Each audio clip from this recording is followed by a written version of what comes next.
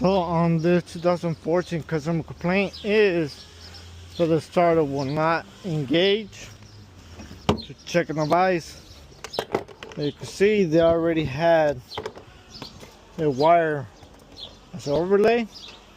And what we're going to do is start checking our circuit, make sure that we have what we need before we go forward, and we go from there. So you can see somebody was already here. We'll go ahead and tap this up.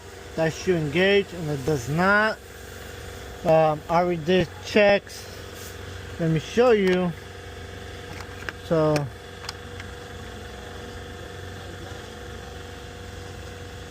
look at this one right here. You can see as I go up, that's close to the circuit. So what I'm going to do is find out where this wire's at and go from there.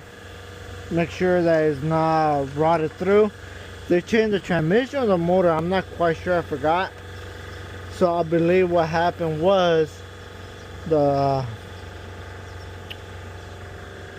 broke the wire or rubbed through. You can see, I'm seeing some right here.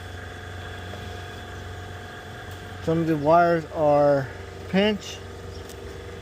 So I'm not surprised if I see a broken wire somewhere.